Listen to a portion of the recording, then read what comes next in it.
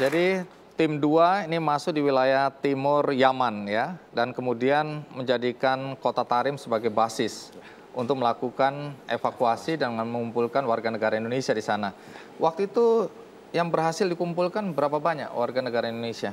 750 warga negara Indonesia yang ada di Tarim. Dari berapa banyak yang ada di sana? Kan ada sekitar 1.500 WNI di kota Tarim. Yang lainnya tidak bisa ditemukan atau tidak mau dievakuasi? Banyak dari mereka yang menolak untuk dievakuasi. Menolak? Iya. Kenapa menolak? Ini kan demi keselamatan mereka, kenapa menolak? Jadi pada suasana di Tarim saat itu memang tidak seperti suasana di San'a di bagian barat. Jadi suasana lebih tentram. Pada saat saya datang bertemu dengan tokoh-tokoh agama di sana, saya selalu bilang, dalam 3 hari ini semalam adalah tidur saya yang paling nyenyak. Di Tarim, saya bilang namanya. Jadi mereka langsung merasa senang karena kita anggap wilayahnya aman. Tetapi tetap saya sampaikan kepada mereka bahwasanya suasana aman ini tidak akan kita tidak tahu sampai kapan bertahan suasana aman ini. Sehingga ya sudah, kami menghimbau selagi posisi evakuasi lebih mudah, dapat dilakukan dengan mudah, mari kita pulang. Sekarang saya ingin tahu apa yang terjadi pada tim 1. Tapi sebelum saya tanya, ya Mas Sabto, apa yang terjadi pada tim Anda dan apa yang Anda saksikan waktu itu di Yaman, ada baiknya kita ikuti dulu cerita tentang pembentukan tim dan rencana evakuasi yang dilakukan oleh pemerintah Indonesia terhadap warga negara Indonesia di Yaman. Ini dia liputannya.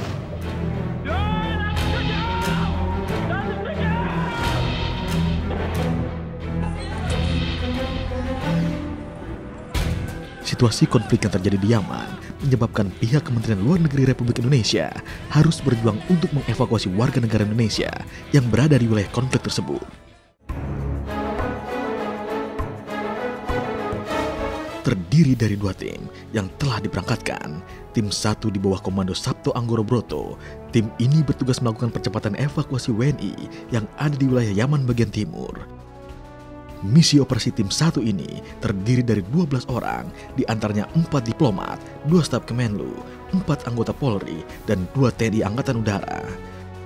Sejak kedatangan tim 1 di kota Sanaa, ibu kota Yaman, suara dentuman bom dan rentetan bunyi senjata selalu terdengar.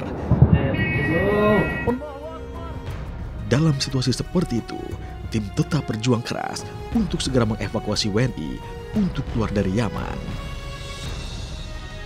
Situasi menegangkan sempat dialami oleh Sabto dan tim ketika terjadi pengeboman di KBRI di Sanaa. Bahkan Sabto sempat terkena serpihan bom di bagian kaki dan tangannya. Sementara tim 2 di bawah komando Yusron Bahudin Ambari terdiri dari 8 personil. Tim ini merupakan gabungan 5 orang dari Kementerian Luar Negeri dan 3 orang dari Polri. Tim 2 berangkat dari Jakarta menuju Salalah, Oman. Tim 2, selain bertugas melakukan negosiasi dengan warga yang berkonflik, tim ini juga mempersiapkan posko dan safe house untuk tempat berkumpulnya para WNI yang berhasil dievakuasi keluar dari Yaman.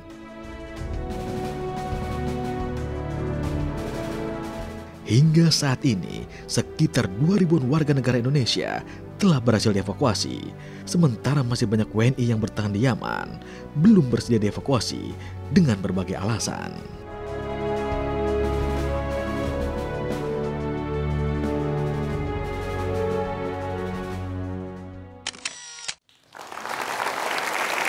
Kalau tim Anda, tim 1, itu masuk lewat mana?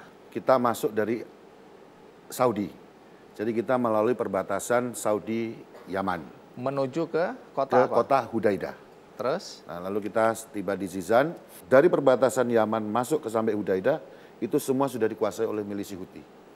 Nah ini yang menjadi tantangan. Nah bagaimana Anda bisa menembus mereka? Nah jadi ketika kita sudah putuskan kita masuk, kita tentukan alat transportasinya seperti Pak Yusran sampaikan tadi dengan tim 2. Kita sangat kesulitan karena tidak ada kendaraan yang mau bawa ke sana. Nah lalu kita cari-cari dengan fasilitasi konsulat jenderal, kita dapat bis, Pak. Setelah Saudi kita masuk ke Yaman. Nah di Yaman ya itu tadi begitu kontras. Kalau di Saudi rapih begitu sampai Yaman bis itu langsung dikerumunin orang. Yang kita tidak tahu. Kita tidak tahu apakah itu orang biasa apakah itu milisi, apakah itu Nggak ada seragam? petugas. Seragamnya hanya sarung sama kemeja saja. Mereka Seperti bawa tadi di foto senjata ada atau Pak tidak? Yusron pakai itu tadi. Jadi Bawa hanya senjata atau tidak? membawa senjata. Oke, terus? Nah, kita dikerumuni, lalu 2 dari anggota tim ketika itu Pak Rahmat Hindiarta dengan Mas Rifki turun untuk proses imigrasi. Nah, lalu sebagian dari pihak bea cukai memeriksa barang-barang kita. Nah, di situ kita menghadapi masalah, kendala pertama kita menghadapi masalah adalah di situ ketika kita ditemukan adanya rompi anti peluru kita. Oh, jadi tim Anda bawa rompi Kita anti peluru? bawa bullet body vest ya, kita bawa bullet anti peluru. Nah, ternyata dari situlah muncul masalah dari situ. Nah, mereka menduga bahwa kita ada unsur-unsur berbau militernya. Nah, akhirnya setelah proses hampir 1,5 jam, 2 jam di imigrasi Yaman, kita coba negosiasi dan lain sebagainya. Akhirnya ke-12 rompi anti peluru ditahan dan 2 kotak obat. Akhirnya kita dilepas. Nah, ketika kita dilepas itu, tetapi di dalam bis itu ada orang Hutinya yang duduk di dalam bis itu. Kita dilepas, kurang lebih kita berjalan sekitar setengah jam di Harod. Jadi kotanya, ada dari kelompok Houthi ikut ada di dalam bis. Berapa orang? 1 orang. Bawa senjata? 1 orang, bawa senjata. 1 orang kita bawa, kita berjalan sekitar 30 menit. Kita tiba di kota Harod, kita mampir ke sebuah kayak rumah begitu. Tapi kalau kami amati dari luar itu seperti dalam tanda petik kantor Houthi yang ada di situ. Lalu setelah itu kita jalan lagi, nggak jauh dari situ kurang lebih hanya 2 kilo, kita diturunkan lagi. Nah, di situ dia meminta kita untuk turun. Dia bilang, kamu adalah tamu kita, yuk kita sambil nunggu proses barang-barang tadi, kita turun di sini. Nah, saya sudah punya perasaan tidak enak ketika itu. Loh, bukannya ditawarin masuk, kalian adalah tamu kan harusnya senang. Nah, cuman karena melihat hotel, karena di bawah itu semuanya adalah bersenjata, anak-anak umur masih belasan tahun megang senjata. Nah, jadi dia coba rayu kita dengan Mas Rahmat ketika itu menerjemahkan. Untuk turun, kamu tamu saya. Saya bilang jangan dulu. Kamu tidak akan kami tawan, dalam bahasa Arab tentunya ya. Iya. Saya bilang jangan dulu. Lalu kamu tidak akan kita tahan, kamu tidak akan kami sandra. Nah, sebetulnya maksud buying time itu, saya adalah buying time ketika itu saya punya perasaan bahwa kita akan disekap ketika itu. Nah, jadi saya membuying time itu adalah untuk saya mampu men-teks ke Jakarta, kebetulan kepada direktur saya bahwa kami menghadapi kendala di sini. Di lantai 2 ternyata ada kamar yang kosong, 3x4 lah gitu ukurannya. 12-12-nya dimasukkan ke situ. Ada tempat tidur dan sofa, kita duduk di situ.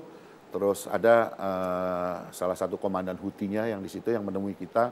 Lagi-lagi kita tegaskan bahwa misi kita murni adalah misi kemanusiaan. Jadi waktu 12 orang tim itu dimasukkan ke kamar, apa yang terbayangkan? Terbayangkannya kita akan disekap cukup lama di situ. Kurang lebih kita hampir 2 jam di sana. Terus kita negosiasi. Sekitar 2 jam mudirnya datang. Kita berbicara, saya sampaikan bahwa kita murni misi kemanusiaan, kenapa kita perlu alat-alat ini. Lalu mereka sampaikan, kalau kamu mau masuk ke sana, ini harus tinggal. Apa yang harus tinggal? Bullet fresh, anti peluru itu Pak, rompi anti peluru harus ditinggal. Obat-obatan? Obat-obatan boleh diambil. Lalu ketika itu saya putuskan, kita tinggalkan rompi itu, dan mereka mengizinkan kita ngambil obat-obatan itu. Dan melanjutkan perjalanan. Mas Sabto, Anda kan tim 1, kemudian di wilayah barat Yaman. Kalau di sana ada berapa banyak yang berhasil dikumpulkan atau dihubungi warga negara Indonesia? Kita mengevakuasi sebesar 248 saja yang dari sisi... Ini dari mana ini? Dari sisi, itu antara Sana'a, Hudaidah, Taiz, dan ada juga yang dari Aden, Pak. Oke, terus dibawa kemana? Nah, kalau yang dari wilayah Sana'a, Hudaidah, itu kita bawa keluar melalui jalur Jizan tadi, Pak. Jadi Hudaidah, Sana'a ke Hudaidah, lalu dari Hudaidah kita bawa ke utara, ke arah KBRI kita kan di Sana'a. Di Sana'a. Ya? Iya. Jadi ketika kita masuk, jadi kita memang set up safe house kita ada aja di Hudaidah, Pak. Jadi kita ketika itu awal tim 1 adalah mengoperasikan safe house di Hudaidah, dan kita mencoba menarik warga negara kita yang ada di sana. Waktu KBRI dibom, posisi Anda di mana? Kami berada di dalam KBRI itu. Di KBRI? Di dalam KBRI. Jadi Anda bisa cerita nanti apa yang terjadi bisa, ya? Baik, tapi kita rehat dulu. Ikuti terus Kick Andy.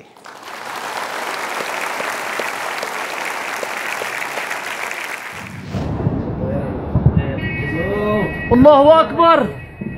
Saya duduk di sofa, Dengan ukuran badan saya ini, saya bisa terdorong ke belakang, Pak. Terhempas.